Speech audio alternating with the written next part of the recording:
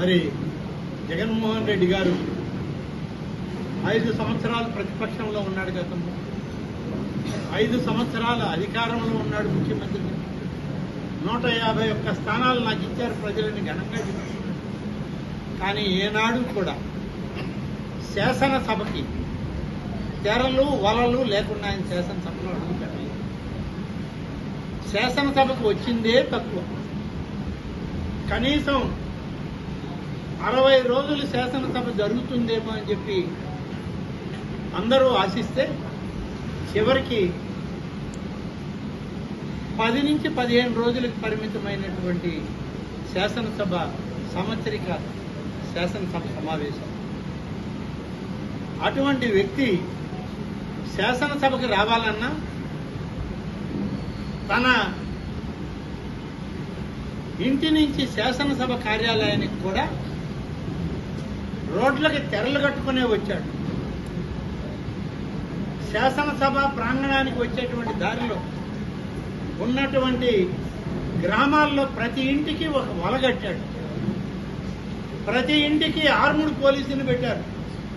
ఇళ్లల్లో నుంచి ఎవరు తలుపు తీసి బయటికి కనీసం కంటి చూపుతో కూడా చూడడానికి లేదని 5 సంవత్సరాల కాలం తెరల వెనక వలల వెనక కాలం గడిపి శాసనసభ సమావేశాలంటే కూడా లక్ష్యం లేని విధంగా ప్రతిపక్షంలో శాసనసభనే అవమానించి వెళ్ళిపోయిన వ్యక్తి జగన్మోహన్ రెడ్డి. ఇవాళ ప్రతిపక్ష హోదా కావాలని అడగడం మరి ఆయన తెలిసి అడిగాడా లేదా అనేది పక్కన పెడితే ఆయన నేను ఇంకా ఆంధ్రప్రదేశ్ రాష్ట్ర శాసనసభలో ఒక శాసనసభ్యుడిగా ఉన్నాను, నా వెనక ఒక 10 మంది శాసనసభ్యులు ఉన్నారు కాబట్టి నా పార్టీకి ఒక గుర్తింపు ఉంది అని చెప్పి చెప్పుకోవడానికి ఒక లెటర్ రాశాడంతే. ప్రతిపక్ష హోదా ఏ పరిస్థితుల్లో కూడా ఆయనకు రాదు. దానికి కావలసినటువంటి సంఖ్యాబలం ఆయనకి లేదు. అయితే ఆయన పార్టీకి ఆయన శాసనసభ ఫ్లోర్ లీడర్గా ఉండొచ్చు. శాసనసభలో 3, 4 ఇంతకుముందు 2 పార్టీలే ఉన్నాయి గతంలో. మేమందరం ఉన్నాం కదా. వైసీపీకి సభానాయకుడు ఉన్నారు, ప్రతిపక్షానికి ప్రతిపక్ష నాయకుడు ఇద్దరే 2 పార్టీలే ఉన్నాయి. ఇవాళ 4 పార్టీలు ఉన్నాయి. కూటమి పార్టీలు అయినప్పటికీ తెలుగుదేశం పార్టీ ఉంది, జనసేన ఉంది, అలాగే భారతీయ జనతా పార్టీ ఉంది. మేమందరం కూటమిగా ప్రభుత్వం ఏర్పాటు చేసిన ముఖ్యమంత్రిగా ఉప ముఖ్యమంత్రిగా కూటమిలో వాళ్ళు మంత్రివర్గ సభ్యులుగా ఉన్నప్పటికీ ఆయా పార్టీల నాయకులైతే ఉంటారు.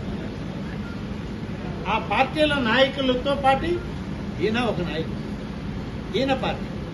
అంతేగాని ప్రతిపక్ష హోదా రాదు. ఇక్కడ ప్రతిపక్ష హోదా మాకు లేదు కాబట్టి ఉన్న శాసనసభ పెద్ద పార్టీ అయిన 21 శాసనసభ్యులతో 100% పోటీ చేసిన అన్ని స్థానాల్లో గెలిచినటువంటి జనసేన పార్టీ పవన్ కళ్యాణ్ గారి నాయకత్వంలో ఇవాళ 2వ పార్టీగా ఆవిర్భవించింది జనసేన పార్టీ. జనసేన పార్టీ నాయకుడిగా ఫ్లోర్ లీడర్గా వారి ఒకరిని పెట్టుకోవచ్చు. 2వ పార్టీయే ఇది వైసీపీ. మొదటి పార్టీ కూడా కాజాలదు. ఆయనకి ఇచ్చింది 11 సీట్లే, జనసేనకి ఇచ్చింది ఉమ్మడిలో 21 సీట్లు. కాబట్టి ఆయనకి 2వ స్థానమే ఫ్లోర్ లీడర్ ఇచ్చిన, మొదటి స్థానం రాదు శాసనసభలో. ఉన్న విషయం ఇది. కానీ జగన్మోహన్ రెడ్డి ఆయన ఎప్పుడూ శాసనసభ నియమాలు పాటించలేదు. శాసనసభ నియమాలకి ఆయన విలువ ఇవ్వలేదు. ఆఖరికి శాసనసభాపతిని కూడా బెదిరించి పరిపాలన చేశాడే తప్ప ఆయన ఎప్పుడు శాసనసభకు ఒక గౌరవం, శాసనసభకు ఒక కీర్తి ప్రతిష్టలు, దానికి ఒక రూల్స్ ఉన్నాయని చెప్పి ఆయన ఏనాడు పరిపాలన చేయాలి 5 సంవత్సరాలు. కాబట్టి ఇవాళ దానికి ఒక రూల్స్ ఉన్నాయనేది కూడా ఆయనకి తెలిసి ఉండదు.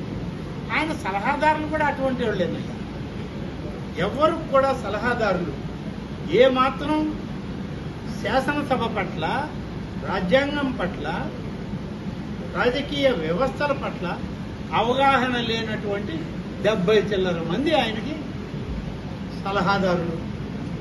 సలహాదారులు అందరూ మేము మంత్రివర్గంలో ఉన్న సభ్యులతో సమానంగా ఉన్నామని చెప్పి కార్లు, జీతభత్యాలు, పిఏలు, పిఎస్లు తీసుకోవడానికి మాత్రమే పనికొచ్చారు తప్ప ఏ ఒక్కరు కూడా అసెంబ్లీ రూల్స్ చదివిన వాళ్ళు కానీ, సెక్రటరియట్లో బిజినెస్ రూల్స్ చదివిన వాళ్ళు కానీ, రాజ్యాంగపరమైనటువంటి రాజ్యాంగబద్ధమైన రాజ్యాంగాన్ని పఠించిన వాళ్ళు కానీ ఒక్కరు కూడా లేరు. కాబట్టి ఇటువంటి వ్యవస్థలో 5 సంవత్సరాలు తెరల మాటనున్న జగన్మోహన్ రెడ్డి ఆయన ఎంత మంచి నిర్ణయం, ఆయనకు ఆలోచన వస్తుందని నేనైతే అనుకోను. ఆయన ఏదో 10 మంది వచ్చినా నేను ప్రతిపక్షం అనుకున్నాడు, 21 మంది గెలిచిన వాళ్ళని మర్చిపోయాడు. కాబట్టి ఏ పరిస్థితుల్లో కూడా ఈ రాష్ట్రంలో ఆయన ప్రతిపక్ష హోదా లేదు, రాదు కూడా. సార్ అయితే